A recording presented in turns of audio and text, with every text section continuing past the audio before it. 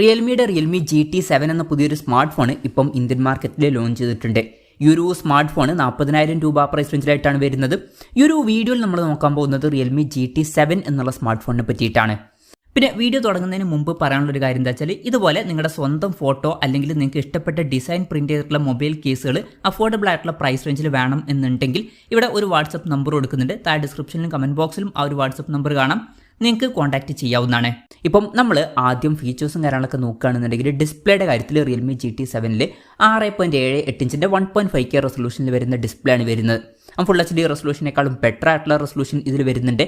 AMOLED display ആണ് ഇതിൽ കൊടുത്തിരിക്കുന്നത്. പിന്നെ ഫ്ലാറ്റ് ആയിട്ടുള്ള ഡിസ്പ്ലേ ആണ് ഇതിൽ വരുന്നത്. പഞ്ചോൾ ഡിസൈൻ വരുന്നുണ്ട്. പഞ്ചോൾ വരുന്നത് ടോപ്പ് സെൻറ്റർ ഭാഗത്തായിട്ടാണ്. 120 ഹെർട്സിൻ്റെ റിഫ്രഷ് റേറ്റ് ഇതിൽ സപ്പോർട്ട് ചെയ്യുന്നുണ്ട്. 360 ഹെർട്സിൻ്റെ ടച്ച് സാമ്പിളിംഗ് റേറ്റ് വരുന്നുണ്ട്. 2600 ഹെർട്സിൻ്റെ ഇൻസ്റ്റൻറ്റ് ടച്ച് സാമ്പിളിംഗ് റേറ്റ് എന്നുള്ള ഫീച്ചറും ഇതിൽ കൊടുത്തിട്ടുണ്ട്. പിന്നെ 10-bit ഡിസ്പ്ലേ പോലുള്ള ഫീച്ചേഴ്സ് ഒക്കെ വരുന്നുണ്ട്. ഡോൾബി വിഷൻ്റെ സപ്പോർട്ടും ഇതിൽ വരുന്നുണ്ട്. 2160 ഹെർട്സിൻ്റെ PWM ടിമ്മിംഗ് എന്നുള്ള ഫീച്ചർ ഇതിൽ വരുന്നുണ്ട്. പീക്ക് ബ്രൈറ്റ്നസ് 6000 നിറ്റ്സ് വരെ വരുന്നുണ്ട്. ഗൊറില്ല ഗ്ലാസ് 7യുടെ പ്രൊട്ടക്ഷനൊക്കെ ഇതിൽ കൊടുത്തിട്ടുണ്ട്. അപ്പോൾ ഡിസ്പ്ലേ ഫീച്ചേഴ്സ് മൊത്തത്തിൽ നോക്കുമ്പോൾ ഈ ഒരു പ്രൈസ് റേഞ്ചിൽ അത്യാവശ്യം നല്ല ഡിസ്പ്ലേ ഫീച്ചേഴ്സ് ഈ ഒരു സ്മാർട്ട് ഫോണിൽ വരുന്നുണ്ട് എന്ന് തന്നെ പറയാവുന്നതാണ്. പിന്നെ in display finger print sensor ഇതിൽ വരുന്നുണ്ട്. ഫോണിൻ്റെ വെയിറ്റ് വരുന്നത് ഏകദേശം 206 ഗ്രാമാണ്. തിക്നെസ് വരുന്നത് 8.3 mm ആണ്. പിന്നെ IP69 റേറ്റിംഗ് സപ്പോർട്ട് ചെയ്യുന്നുണ്ട്. അപ്പോൾ മികച്ചൊരു IP റേറ്റിംഗ് കൊടുത്തിട്ടുണ്ട്, നല്ലൊരു കാര്യമാണ്. പിന്നെ ഈ ഫോണിൻ്റെ ഐസെൻസ് ബ്ലാക്ക് അതുപോലെ തന്നെ ഐസെൻസ് ബ്ലൂ എന്നീ കളർ വേരിയൻസ് ആണ് ഇപ്പോൾ ലോഞ്ച് ചെയ്തിരിക്കുന്നത്. ഇത് കൂടാതെ ഒരു സ്പെഷ്യൽ എഡിഷനും വരുന്നുണ്ട്, ഡ്രീം എഡിഷൻ എന്നുള്ള ഒരു സ്പെഷ്യൽ എഡിഷൻ. ഇപ്പോൾ ഈ ഒരു സ്പെഷ്യൽ വെർഷന് വേണ്ടിയിട്ട് ആസ്റ്റൺ മാർട്ടിനുമായിട്ട് കൊളാബറേറ്റ് ചെയ്തിട്ട് ഒരു ഗ്രീൻ കളർ വേരിയൻ്റ് ആണ് ഇപ്പം അവർ ലോഞ്ച് ചെയ്തിരിക്കുന്നത്. ഇനി പ്രോസസ്സറിൻ്റെ കാര്യം പറയുകയാണെന്നുണ്ടെങ്കിൽ MediaTek Dimensity 9400E എന്ന പ്രോസസ്സറാണ് ഇതിൽ കൊടുത്തിരിക്കുന്നത്. ഈ ഒരു പ്രോസസ്സർ എന്ന് പറയുന്നത് ഫ്ലാഗ്ഷിപ്പ് പ്രോസസ്സറായിട്ടുള്ള MediaTek Dimensity 9400 എന്ന പ്രോസസ്സറിൻ്റെ തൊട്ട് താഴെ വരുന്ന പ്രോസസ്സറാണ്. അപ്പം അത്യാവശ്യം നല്ലൊരു പ്രോസസ്സറൊക്കെ തന്നെയാണ്. പിന്നെ 40,000 രൂപ പ്രൈസ് റേഞ്ചിന് പറ്റിയിട്ടുള്ള ഒരു പ്രോസസ്സറൊക്കെ തന്നെയാണ് ഇത്. പിന്നെ ഇത് പറയുമ്പോഴും ശ്രദ്ധിക്കേണ്ട മറ്റൊരു കാര്യം എന്താ വെച്ചാൽ, ഏകദേശം ഈ ഒരു പ്രോസസ്സറിന് കോമ്പറ്റീഷൻ ആയിട്ട് വരുന്ന സ്നാപ്ഡ്രാഗൺ 8s Gen 4 എന്ന പ്രോസസ്സറുമായിട്ട് iQOO Neo 10 എന്ന സ്മാർട്ട് ഫോൺ 34,000 രൂപ പ്രൈസ് റേഞ്ചിൽ വരുന്നുണ്ട്. അപ്പം കൺസിഡർ ചെയ്യാൻ ആ ഒരു ഓപ്ഷൻ ഉണ്ട്. എന്തായാലും 40,000 രൂപ പ്രൈസ് റേഞ്ചിൽ ഇത് നല്ലൊരു പ്രോസസ്സറൊക്കെ തന്നെയാണ്. പിന്നെ പബ്ജിയിലും BGMയിലൊക്കെ 120 FPS സപ്പോർട്ട് കിട്ടുമെന്നാണ് അവർ പറഞ്ഞിരിക്കുന്നത്. 5G സപ്പോർട്ട് വരുന്നുണ്ട്. 15ഓളം 5G ബാൻഡ്സ് ഇതിൽ കൊടുത്തിട്ടുണ്ട്. ഈ ഫോണിൻ്റെ ബേസ് വേരിയന്റിൽ 8GB റാമും 256GB ഇന്റേണലുമാണ് വരുന്നത്. 12GB റാമും 256GB ഇന്റേണലുമായിട്ട് വരുന്ന വെർഷനും വരുന്നുണ്ട്. 12GB റാമും 512GB ഇന്റേണലുമായിട്ട് വരുന്ന വെർഷനും വരുന്നുണ്ട്.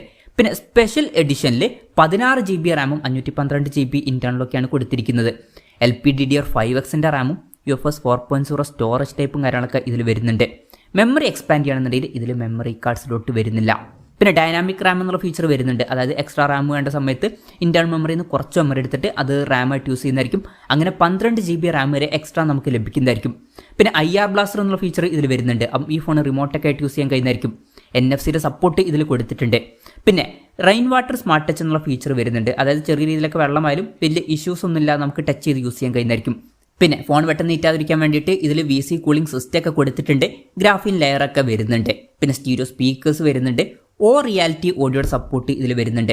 3.5mm ഓഡിയോ ജാക്ക് ഈ ഫോണിൽ കൊടുത്തിട്ടില്ല. ആൻഡ്രോയിഡ് 15 ബേസ് ആയിട്ടുള്ള റിയൽമി സോഫ്റ്റ്വെയർ ആണ് ഈ ഫോണിൽ വരുന്നത്. 4 കൊല്ലത്തെ OS അപ്ഡേറ്റും 6 കൊല്ലത്തെ സെക്യൂരിറ്റി അപ്ഡേറ്റ്സും കാര്യങ്ങളൊക്കെ ഈ ഫോണിൽ ലഭിക്കുന്നതായിരിക്കും. പിന്നെ ക്യാമറയുടെ കാര്യം പറയുകയാണെന്നുണ്ടെങ്കിൽ ഫോണിൻ്റെ പിന്നിൽ ട്രിപ്പിൾ ക്യാമറ സെറ്റപ്പാണ് കൊടുത്തിരിക്കുന്നത്. 50 മെഗാപിക്സലിൻ്റെ f1.8 അപ്പേഴ്സിൽ വരുന്ന മെയിൻ ക്യാമറ സെൻസറാണ് ഈ ഫോണിൽ വരുന്നത്. ഇത് സോണി IMX 906ൻ്റെ സെൻസറാണ്. സെൻസർ സൈസ് വരുന്നത് 1/1.56 ഇഞ്ചാണ്. വോയിസിൻ്റെ സപ്പോർട്ട് വരുന്നുണ്ട്. അപ്പം അത്യാവശ്യം തിരക്കുള്ള നല്ലൊരു മെയിൻ ക്യാമറ സെൻസർ ഇതിൽ വരുന്നുണ്ട്. പിന്നെ 8 മെഗാപിക്സലിൻ്റെ അൾട്രാ വൈഡ് ആംഗിൾ ലെൻസ് ഇതിൽ വരുന്നുണ്ട്. ഇത് കൂടാതെ 50 മെഗാപിക്സൽ ഒരു ടെലിഫോട്ടോ ലെൻസും ഇതിൽ വരുന്നുണ്ട്. ഇത് സാംസങ് JN5ൻ്റെ സെൻസറാണ്. ഇതിൽ 2x ഒപ്റ്റിക്കൽ സൂം ഒക്കെ സപ്പോർട്ട് ചെയ്യുന്നുണ്ട്. പിന്നെ ഫ്രണ്ടിൽ 32 മെഗാപിക്സലിൻ്റെ സോണി IMX 615ൻ്റെ ഒരു സെൽഫി ക്യാമറയും കൊടുത്തിട്ടുണ്ട്. അപ്പം അത്യാവശ്യം തിരക്കില്ലാത്തൊരു ക്യാമറ സ്പെസിഫിക്കേഷൻ ഇതിൽ വരുന്നുണ്ട് എന്ന് പറയാവുന്നതാണ്. ഇപ്പം നല്ലൊരു പ്രോസസ്സറിൻ്റെ കൂടെ ടെലിഫോട്ടോ ലെൻസ് ഒക്കെ ക്യാമറയിൽ കൊടുത്തിട്ടുണ്ട്.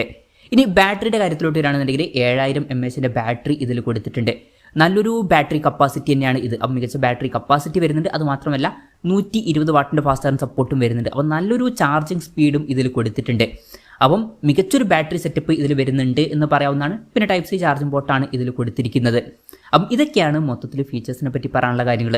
പിന്നെ വിലയുടെ കാര്യം പറയുകയാണെന്നുണ്ടെങ്കിൽ 8 GB റാം 256 GB ഇന്റേണൽ വെർഷൻ്റെ വില വരുന്നത് 39,999 രൂപയാണ്. 12 GB റാം 256 GB ഇന്റേണൽ വെർഷൻ്റെ വില വരുന്നത് 42,999 രൂപയാണ്. 12 GB റാം 512 GB ഇന്റേണൽ വെർഷൻ്റെ വില വരുന്നത് 46,999 രൂപയാണ്.